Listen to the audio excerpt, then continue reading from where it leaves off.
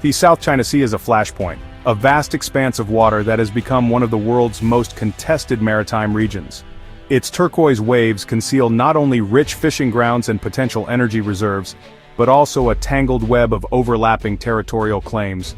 For decades, the Philippines and China have been at the center of this storm, their ships and coast guards locked in a tense maritime dance. Nowhere is this rivalry more visible than around the Second Thomas Shoal, known as Ayungin Shoal to Filipinos, where confrontations between the two nations have become almost routine. Here the waters are not just a boundary, but a battleground for national pride and sovereignty. At the heart of this standoff lies the BRP Sierra Madre, a rusting World War II-era ship intentionally grounded by the Philippines in 1999. It now serves as a makeshift military outpost, manned by a small group of Marines who endure isolation and hardship to assert their country's claim. Every resupply mission to the Sierra Madre is fraught with danger, as Chinese Coast Guard vessels often attempt to block or intimidate Philippine ships, sometimes coming within meters of collision. Against this backdrop of daily tension, July 2024 brought an unexpected development. Manila and Beijing announced a provisional arrangement, a diplomatic breakthrough that caught many observers off guard.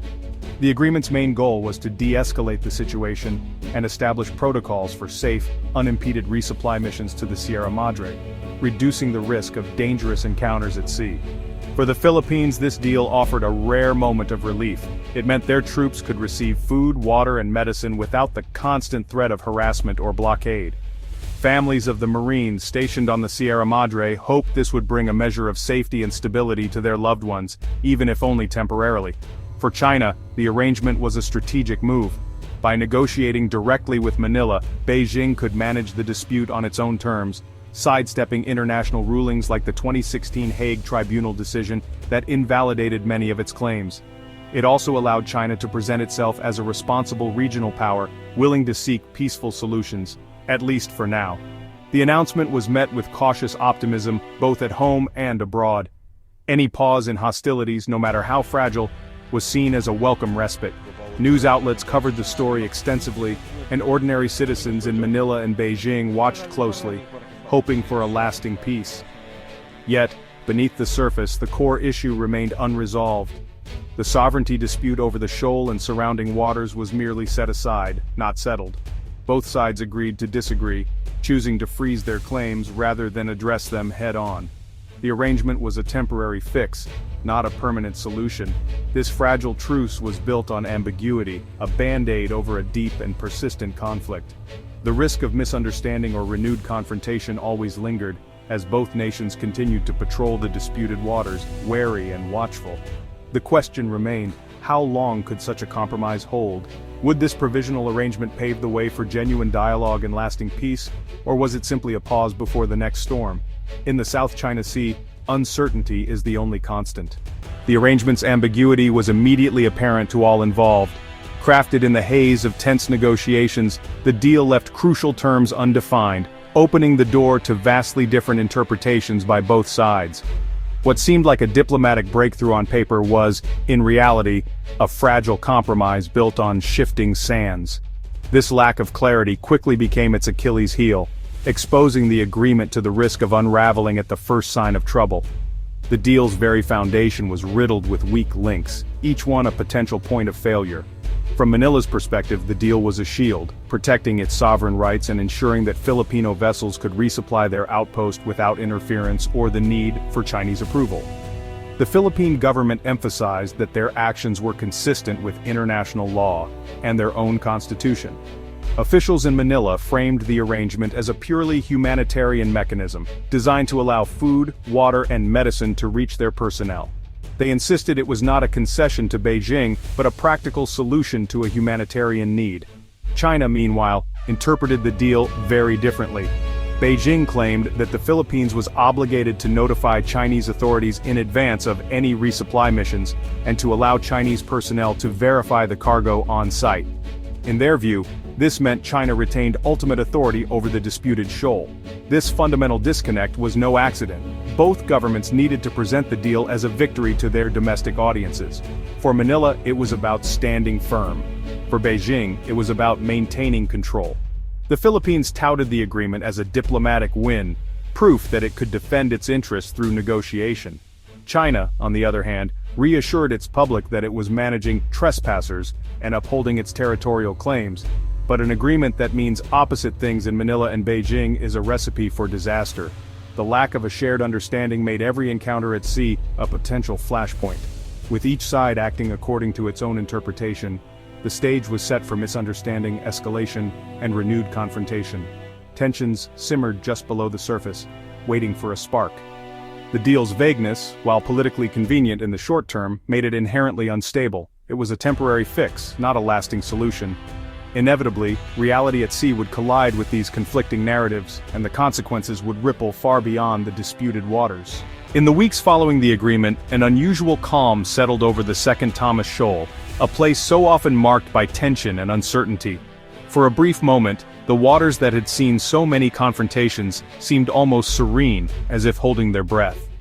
Philippine resupply missions, which had previously been fraught with danger and disruption, now proceeded without incident. No water cannons, no dangerous blockades, no aggressive maneuvers from the Chinese Coast Guard. The supply vessels moved steadily, their crews alert but relieved. 4 successful missions brought much-needed relief to the Marines stationed aboard the aging Sierra Madre. For these men, isolated on a rusting ship in contested waters, the arrival of food, water, and medicine was more than just a logistical victory. It was a lifeline, a sign that they had not been forgotten. In Manila, government officials celebrated these developments, hailing them as proof that diplomacy and dialogue could yield results, even in the most challenging of circumstances. The public too felt a cautious optimism, seeing this as a rare win for peaceful negotiation. For China, allowing these missions to proceed without interference helped burnish its image as a responsible regional power. Chinese officials pointed to the calm as evidence of their willingness to manage disputes peacefully, at least for the time being. Yet the Chinese vessels never truly left the area. They lingered at a distance, their presence a constant reminder that the situation could change at any moment. The crews watched, vigilant and ready to intervene if the delicate balance was upset. The calm that prevailed was conditional, not built on trust but on a careful mutual restraint. Both sides understood that a single misstep could shatter the fragile peace. Behind the scenes, both militaries used the pause to regroup and reassess their strategies. The arrangement was never about resolving the core issues. It was about buying time, preparing for whatever might come next. The arrangement offered a fleeting glimpse of what peace in the South China Sea could look like. But beneath the surface, the old tensions simmered, never truly disappearing. In the end, it was only a brief interlude, a pause before the familiar patterns of rivalry and suspicion returned to these contested waters. The peace was short-lived. Disputes quickly flared elsewhere in the Philippine EEZ as China resumed aggressive tactics at Sabina Shoal, Scarborough Shoal, and beyond. Chinese Coast Guard vessels blocked, shadowed, and harassed Philippine ships with renewed intensity. By August 2024, near collisions and dangerous maneuvers were again routine. China anchored large vessels in Philippine waters and used flares against Philippine patrol aircraft, clear acts of intimidation. The arrangement had only shifted the pressure, not solved the problem. The storm of confrontation returned, stronger and more widespread than before. As Chinese pressure mounted, the Philippines doubled down on its alliance with the United States. The U.S. responded with clear commitments. Any attack on Philippine forces in the South China Sea would trigger the Mutual Defense Treaty. U.S. military support ramped up. Access to more Philippine bases, $500 million in military aid, and new intelligence sharing agreements. Joint patrols and exercises became more frequent, directly challenging China's claims. The U.S. even deployed advanced missile systems to the Philippines for joint drills. These moves sent a strong message. Manila was not alone. The dispute had become a major front in U.S.-China rivalry. The American alliance was now central to the Philippines' security strategy. Beyond the U.S. alliance, the Philippines built a web of new security partnerships.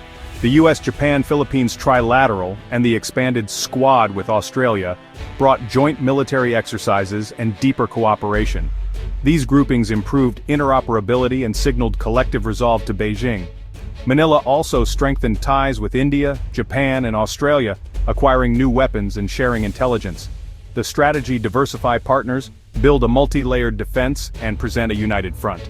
Security was no longer about one ally, but a coalition of like-minded nations. The message to China was clear: aggression would be met by a network, not just a single state.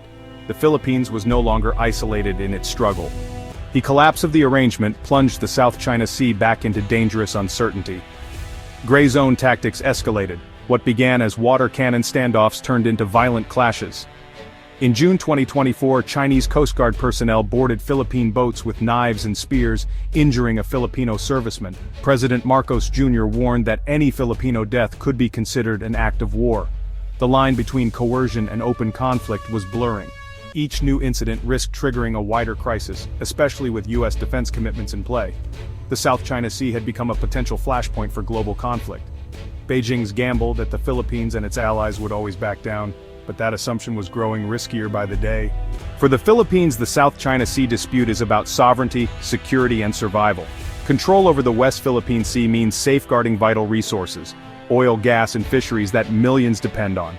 Losing these waters would set a dangerous precedent, undermining international law and national pride. China's tactics have blocked Philippine energy exploration and devastated local fisheries. The dispute also tests the country's alliances and its standing in the world. Upholding the 2016 arbitral ruling is a fight for a rules-based order. The stakes: the Philippines' ability to remain sovereign, secure, and prosperous. The outcome will shape the nation's future for generations.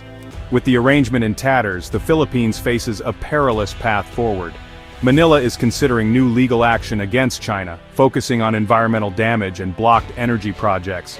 Even if China ignores another ruling, international support and pressure could grow. Military modernization and deeper alliances remain top priorities, with more joint patrols and exercises on the horizon. The South China Sea is now a test case for the future of international order, law or might. The choices the Philippines makes will help decide the region's and perhaps the world's direction. The stakes have never been higher.